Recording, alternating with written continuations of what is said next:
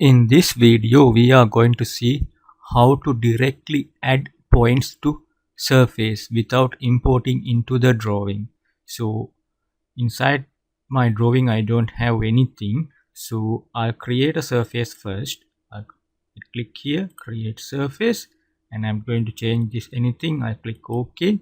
So what we usually do is we import points into the drawing and create the surface later. So if you are very sure about the points that they are correct, you can directly import the points into the surface. So to do that, you go to surface, expand the surface name, go to definition and expand it. We usually use this point groups one if you have points inside the drawing.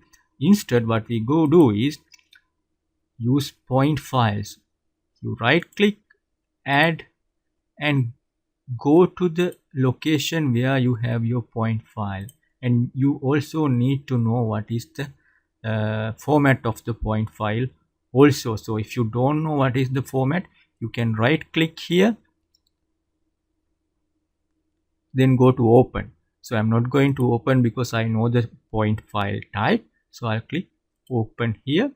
So in this area, point file format or the type, actually the point, not the point file type, it should be the format. So I am using this PNEZD as my point file format, which is in that CSV file. So I click OK, click here and click OK. So it will import points into the surface, and if you double click and to use zoom extend, you will see now our surface is created. So this is how to create a surface without importing point into the drawing, but only directly adding points from a point file to the surface.